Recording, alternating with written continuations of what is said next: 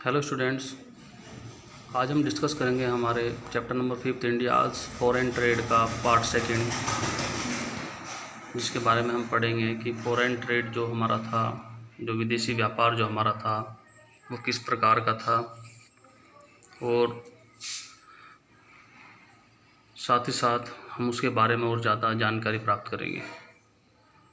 देखिए, बेसिकली ध्यान रखिए, फॉरेन ट्रेड के बारे में हम पहले और थोड़ा डिटेल में समझते हैं कि जो फॉरेन ट्रेड होता है, विदेशी व्यापार, वो बेसिकली 3 चीज़ों के ऊपर बेस होता है।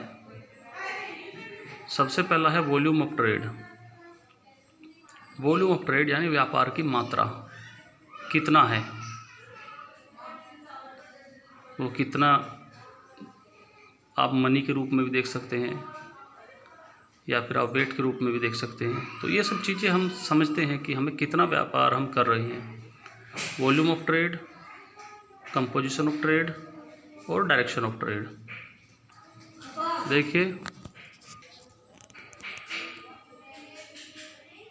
देखिए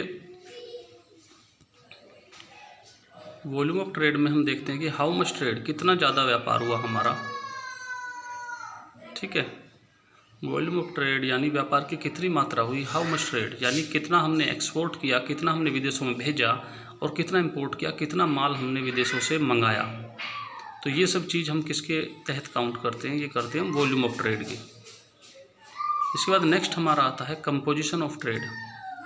कंपोजिशन यानी किस किस चीज़ से वो ट्रेड बना हुआ है, यानी आइटम कौन से हैं जो हम इंपोर्ट और एक्सपोर्ट कर रहे हैं। तो देखिए, कंपोजिशन ऑफ ट्रेड में हम समझते हैं कि कौन से आइटम, हम कौन सी वस्तुएं जो हैं वो विदेशों को भेज रहे हैं और कौन सी वस्तुएं विदेशों से मंगा रहे हैं। हम ये सब चीज़ें जो हैं कंपोजिशन ऑफ ट्रेड के तहत हम इसको समझते हैं। यानी बेसिकली हम खाने पीने की वस्तुओं को भेज रहे हैं या टेक्नोलॉजिकल चीज़ें भेज रहे हैं या मंगा रहे हैं, हमारे चीज़ों पर ध्यान कहलाता है कंपोजिशन ऑफ ट्रेड, क्योंकि व्यापार इनसे भी मिलकर के फॉरेन ट्रेड चलता है। नेक्स्ट बहुत इंपॉर्टेंट बात है डायरेक्शन ऑफ ट्रेड। देखिए, डायरेक्शन का मतलब होता है दिशा, कौन सी डायरेक्शन में, कौन सी दिशा में व्यापार हो रहा है। It means import export country, यानी हम किन देशों के साथ डील कर रहे हैं, किन देशों के साथ व्यापार कर रहे हैं, कौन सी कंट्रीज़ के साथ हम इंपोर्ट एक्सपोर्ट का पूरा बिजनेस किए हुए हैं। तो ये चीज़ें हमारा किसके तहत आता है, ये आता है हमारा डायरेक्शन ऑफ ट्रेड के तहत। तो बेसिकली हमारा फॉरेन ट्रेड जो होता है वो बेस होता है 3 चीज़ों के ऊपर, volume of trade, composition of trade और डायरेक्शन ऑफ ट्रेड।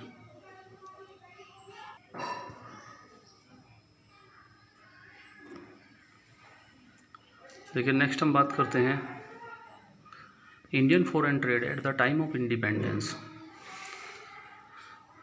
आज़ादी के दौरान जो है, आज़ादी के समय के दौरान यानी 1946 के आसपास भारत के विदेशी व्यापार की स्थिति क्या थी, किस कंडीशन में था इंडियन फॉरेन ट्रेड, विदेशी व्यापार जो था। हम बात करते हैं सबसे first, Indian economy suffered it's colonial exploitation. देखिए, जैसा हम स्टार्टिंग में फर्स्ट चैप्टर में पढ़ चुके हैं कि जो इंडियन इकोनॉमी थी, भारतीय जो अर्थव्यवस्था थी, वो बहुत ही बुरी स्थिति में थी, क्योंकि कॉलोनियल यानी औपनिवेशिक यानी ब्रिटिश लोगों ने इसका बहुत ज़्यादा एक्सप्लॉयटेशन किया हुआ था, बहुत ज़्यादा यहाँ पर शोषण किया हुआ था, लूटपाट मचाई हुई थी। मीन्स यहाँ इंडिया में जितने भी रिसोर्सेज थे, जितने भी संसाधन थे, जितना भी कच्चा माल था, रॉ मटेरियल था, या जो भी चीज़ें पैदा होती थी, उस सबको ब्रिटेन यानी अपने फ़ायदे के लिए यूज करते थे, ना कि भारतीय इंडियन इकोनॉमी के लिए। तो पहली चीज़ आपको समझ में आई होगी, Indian economy suffered east colonial exploitation, यानी भारतीय जो अर्थव्यवस्था थी वो बुरी तरह जो है प्रभावित थी, किससे, औपनिवेशिक शोषण से, कॉलोनियल एक्सप्लॉयटेशन से। इसके बाद बात करते हैं British use India's natural resources for their domestic industrial output. British यानी अंग्रेज जो थे, वो भारत के नेचुरल रिसोर्सेज को, जो हमारे प्राकृतिक संसाधन है, जैसे कि कोयला हो गया, हमारे पेड़ पौधे हो गए, नेचुरल वेजिटेशन जितना भी हुआ, ये सारी चीज़ें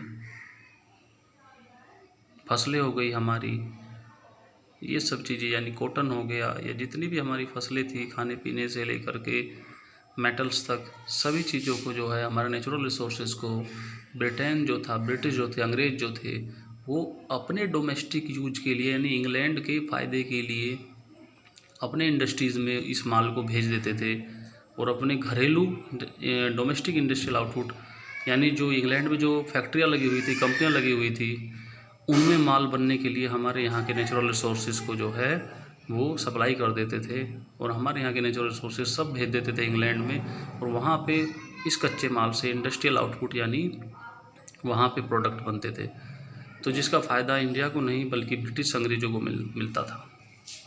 तो दूसरी एक बहुत ही बेकार कंडीशन थी ये हमारी इंडिया की।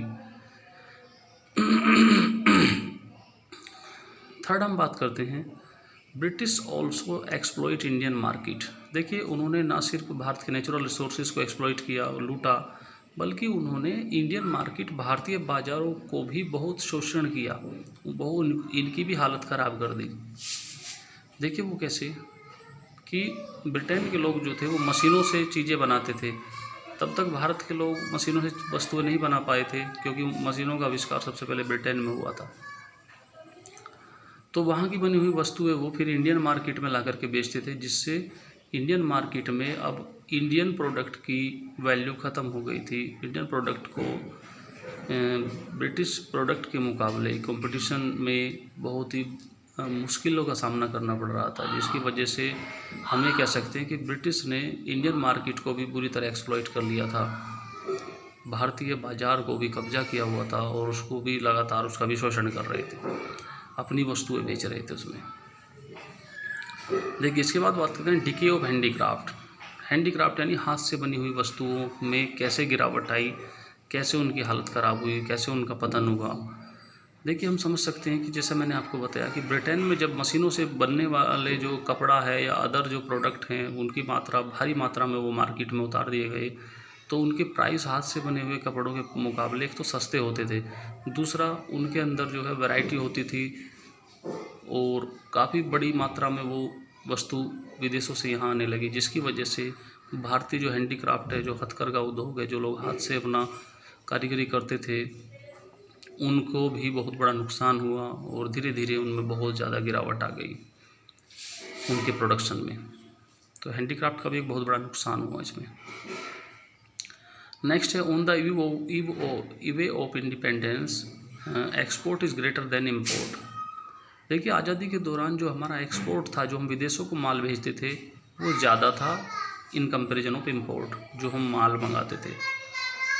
यानी कहने का मतलब ये है कि हम लोग जितना भी हमारे यहाँ आज़ादी के दौरान अंग्रेज़ लोग जो थे, वो हमारे यहाँ का बहुत ज़्यादा रॉ मटेरियल वो विदेशों में सप्लाई कर देते थे, अपने यहाँ इंग्लैंड में और अदर कंट्रीज में बेच देते थे, जबकि बाहर से बहुत ही कम वस्तुएं हमारे यहाँ मंगाई जाती थी, खरीदी जाती थी।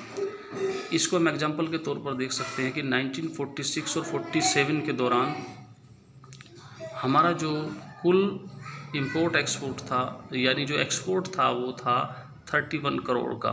31 करोड़ हम एक्सपोर्ट करते थे विदेशों में, इतने करोड़ का माल भेज देते थे।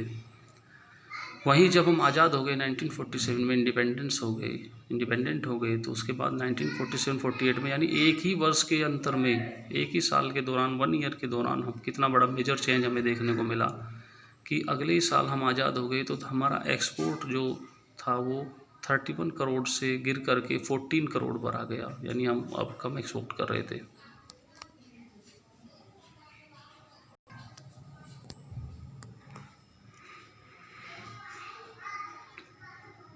इसके बाद बात करते हैं direction of trade mostly to Britain.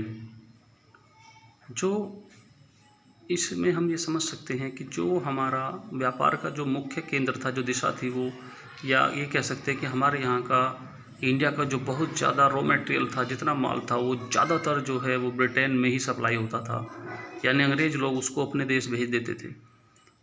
और इसके ब्रिटेन के अलावा दूसरे देशों में बहुत ही कम मात्रा में हमारा माल भेजा जाता था, क्योंकि ब्रिटेन में अंग्रेज़ लोगों का यहाँ पर शासन था, और ब्रिटेन उनका अपना देश था, इसलिए वो यहाँ के माल को लूट करके बहुत ही सस्ते रेट पर ख़रीद करके उसको ब्रिटेन भेज देते थे। तो हमारा जो डायरेक्शन ऑफ ट्रेड था वो मोस्टली किससे बिलोंग करता था? आज़ादी से पहले ब्रिटेन से बिलोंग करता था। इसके बाद नेक्स्ट हम बात करते हैं composition of trade indicate export of raw material and import of finished goods. देखिए कंपोजिशन ऑफ ट्रेड में क्या चीज़ बेसिकली देखी जाती है? वो देखी जाती है कि जो हमारा व्यापार का कंपोजिशन ऑफ ट्रेड जो मैंने आपको समझाया वो बेसिकली आज़ादी से पहले ऐसा था कि हम लोग एक्सपोर्ट ऑफ रॉ मटेरियल, हम कच्चे माल को तो विदेशों में भिजवाते थे, एक्सपोर्ट करते थे, और फिनिश गुड्स बने बनाए माल को हम अपने देश में इंपोर्ट करते थे। यानी कहने का मतलब ये बहुत ही बुरी व्यवस्था थी हमारे लिए कि हम बहुत ही सस्ते रेट पर अपना कच्चा माल विदेशों को प्रोवाइड कराते थे, और विदेशी लोग, या कहने के लिए आप समझ सकते हैं कि जैसे कि ब्रिटेन के जो कंपनीज थी वो हमारा रॉ मटेरियल बहुत ही सस्ते रेट पर ख़रीद कर ले जाती थी, और उसके बाद कपड़ा बना करके हमें बहुत ही महंगे रेट में इंपोर्ट करती थी फिनिश गुड्स के रूप में, और हम उसको बहुत ही महंगे रेट पर खरीदते थे in comparison of raw material. यानी हमारा ही रॉ मटेरियल सस्ते रेट पर लेकर के वो हमें इंपोर्ट करते थे फिनिश्ड गुड्स उससे महंगे रेट पर। तो ये किसी भी अर्थव्यवस्था के लिए बहुत ही ख़राब स्थिति होती है कि जब वो रॉ मटेरियल को ही ज़्यादा सप्लाई करने लगती है, जबकि किसी भी देश की अर्थव्यवस्था की इकोनॉमी को मजबूत करने के लिए सबसे इम्पोर्टेंट चीज़ है कि वो फिनिश्ड गुड्स को ही एक्सपोर्ट करे, ना कि रॉ मटेरियल को। तो उम्मीद है कि आपको ये पार्ट समझ में आया होगा। अगर इससे रिलेटेड कोई भी आपको प्रॉब्लम है, कोई डाउट है, तो आप जो है कमेंट बॉक्स में लिख करके भेज सकते हैं। Thank you.